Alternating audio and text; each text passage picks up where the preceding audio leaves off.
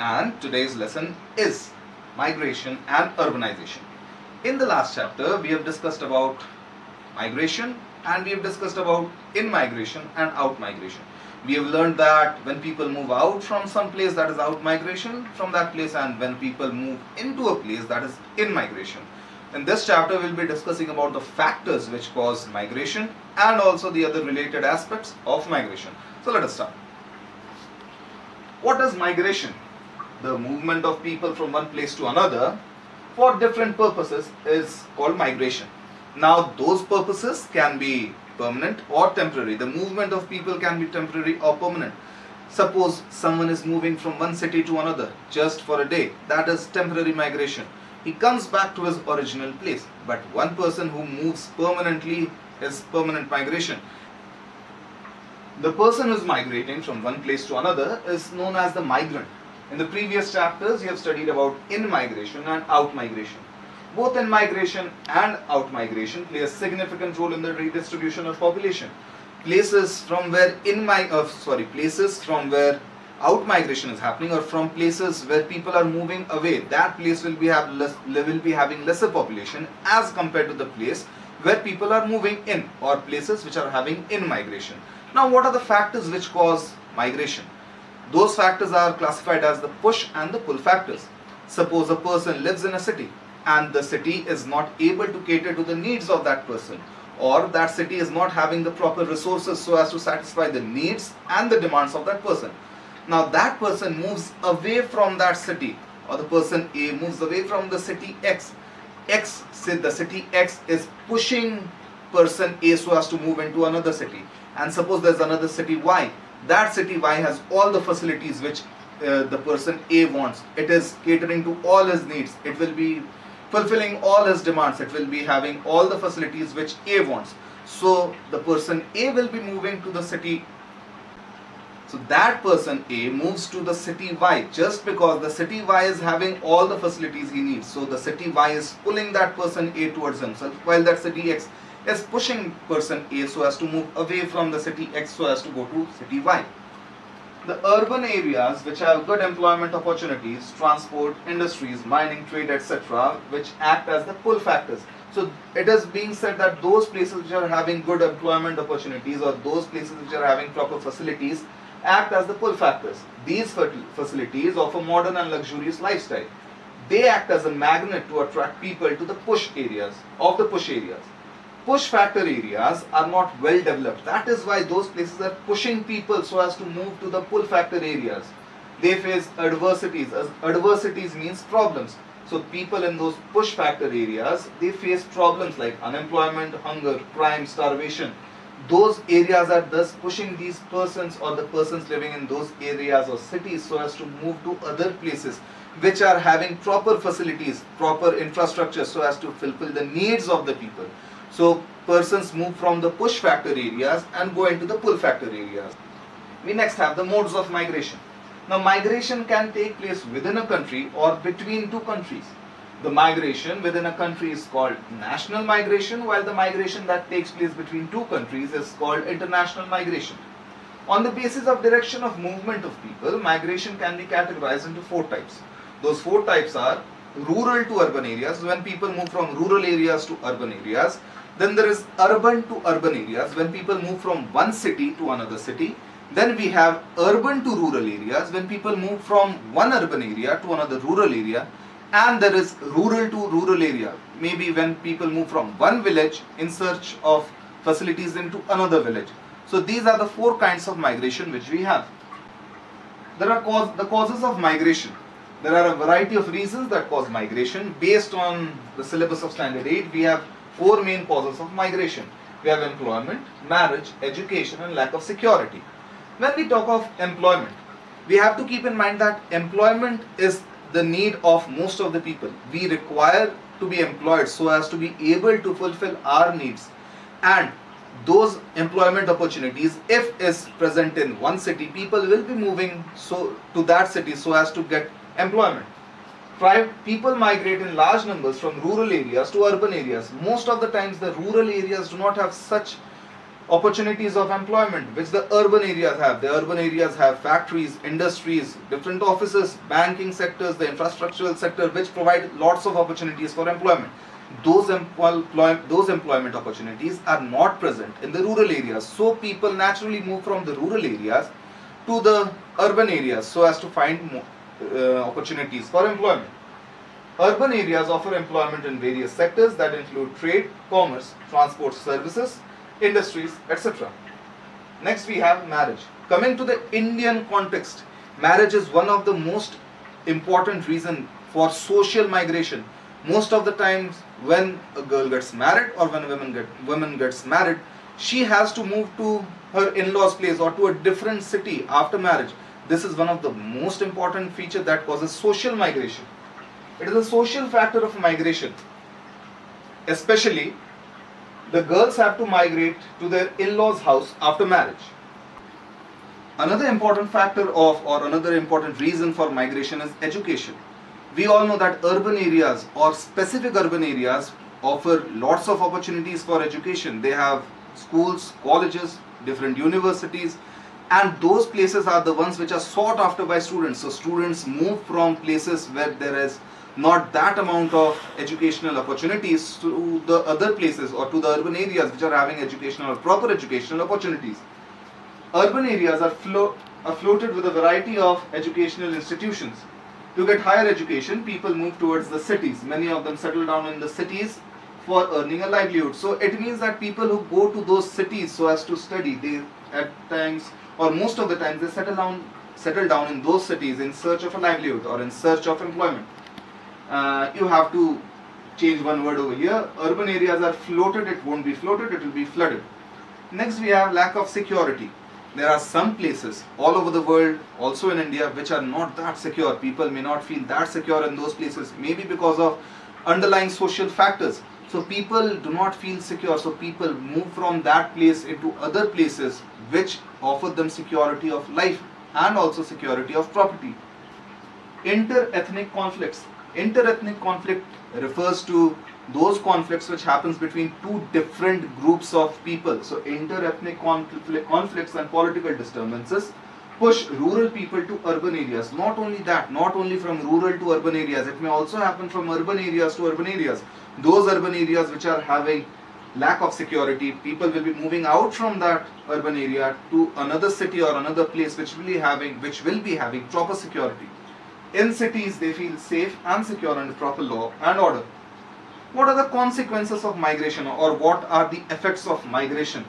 There are positive as well as negative effects of migration. The major ones are: first, people migrate from one area to another for economic gains and benefits. It means that people move away from one area to another in search of employment opportunities and also for better economic gains, so as to get more out of life and so as to get more out of employment opportunities, maybe so as to earn more. These are the reasons why people go to a different city, and this is one of the most important consequences of migration, that people gain more by moving out to a different city. People gain more by getting more or better employment opportunities. Next, migration is responsible for the unbalanced demographic distribution of population. In-migration areas are densely populated, while out-migration areas are sparsely populated. You have to keep in mind that most of the times you will see that people move away from the rural areas and go to the urban areas, and we have seen that the urban areas are very highly populated. It is because people from different parts of India and the other parts of the country, different rural areas, they move to those urban areas in search of employment opportunities and also different other opportunities.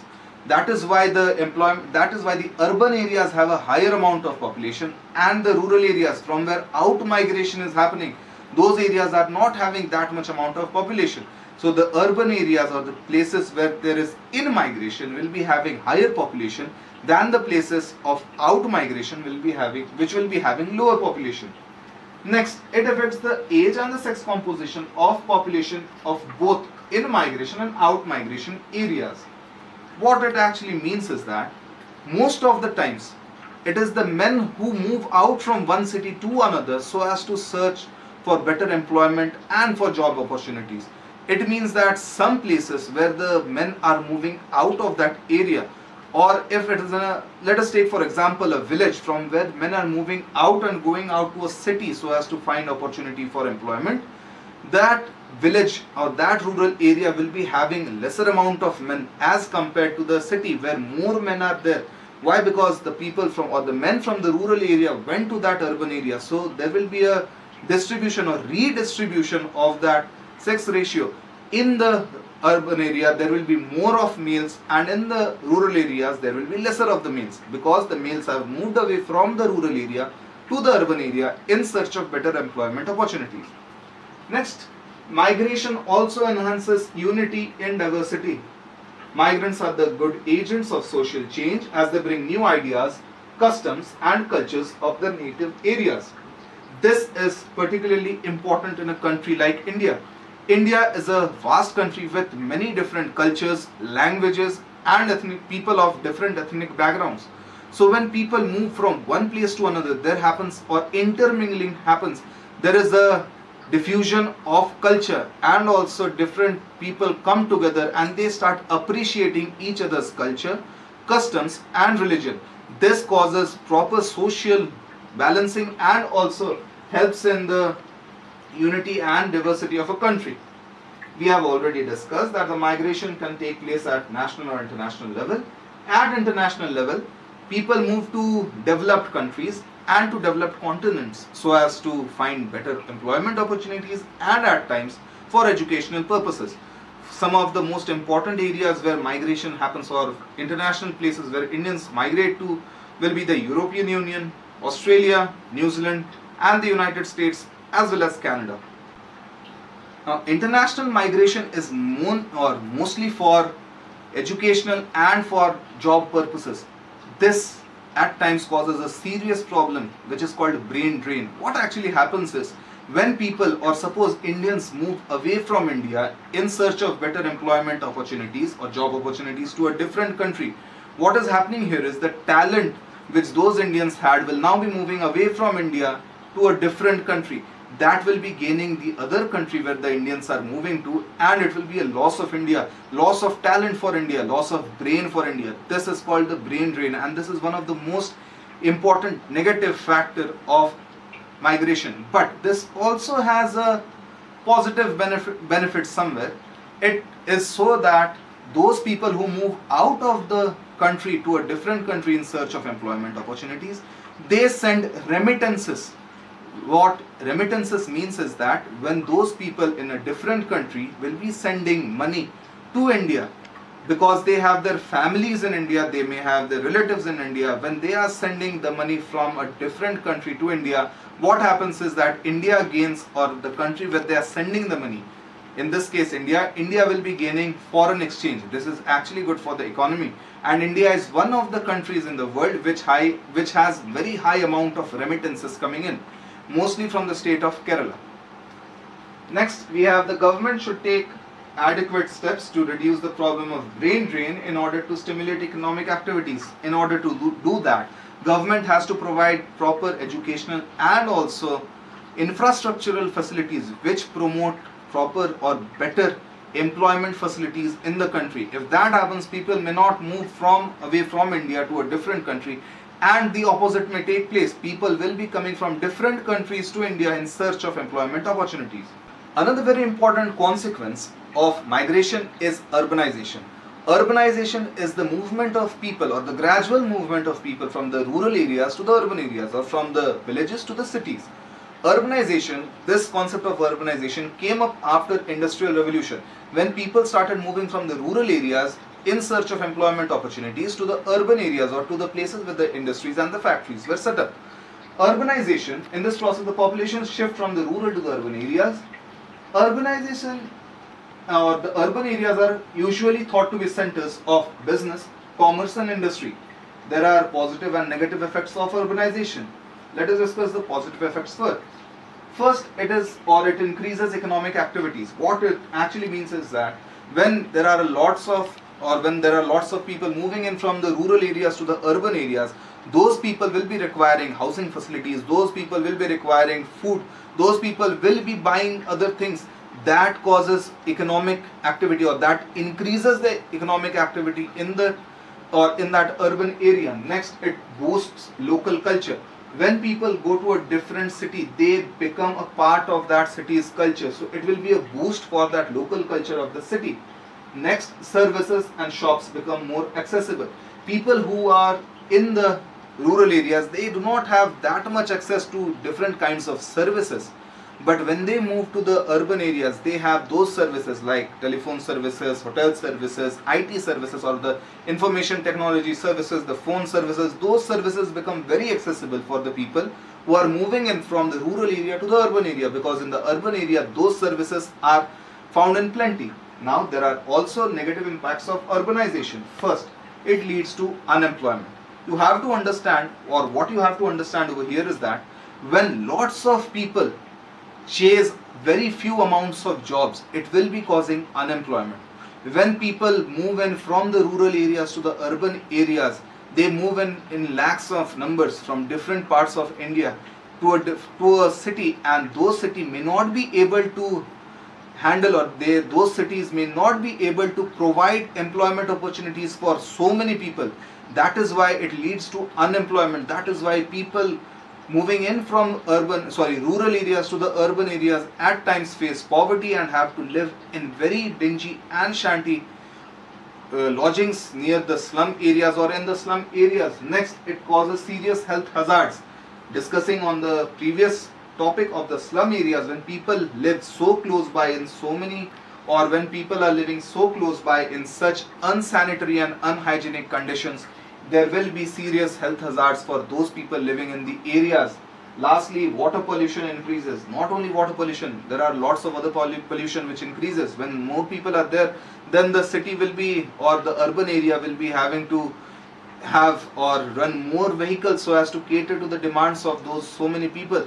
There will be air pollution, there will be noise pollution, and also most importantly there will be water pollution, because so many people living together in a very close area will be causing water pollution, or the water or the wastewater from those areas will be running in or going in directly to the rivers and the bigger streams and ponds without any filtration, causing water pollution.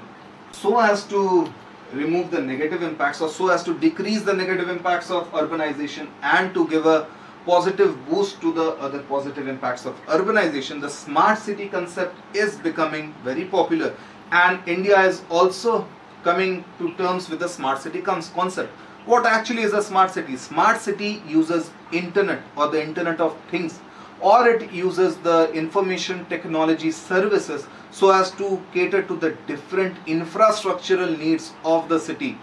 It will be reading into the people's needs, and then the smart city or the applications of a smart city will be functioning according to the needs of the city and the people. Over here, a smart city is a concept of urban development to integrate internet, information and communication technology in a secured fashion to manage the city's assets. The assets will be the different resources which are there in a city. This concept is promoted to use urban informatics, or the information which we get or which the smart city managers or the management will be getting from the different urban services and the people living in those urban areas. It will be collecting all the information in a secured manner and using it to provide tailor-made services to different parts of the city. This concept is promoted to use urban informatics and technology to improve the efficiency of services. In smart cities, the economic development is sustainable. The main aim behind the concept of smart city is to provide core infrastructure and decent quality of life to its citizens. This is to be kept in mind, that smart city, the main concept is to provide core infrastructure or the basic infrastructure, that is water, electricity and the other allied services, and the roadways and the transportation facilities, the drainage facilities, the telecommunication facilities. Those infrastructures to be provided in a better and in a decent quality to all its citizens. Paris, New York, Hong Kong, Vienna, Toronto, London, Tokyo are examples of India's or the world's top smart cities. In India, there are a few smart cities which are coming up. We have Chandigarh, we have Bhubaneswar, we have Ranchi, we have Delhi also. This, we come to the end of yet another chapter. I wish and I hope that everyone stays well, be a bit productive, keep exercising at home, stay happy, keep everyone around you happy, start making or cooking newer dishes, play Ludo online, and please do not venture out of your home. Stay safe, be home. Thank you.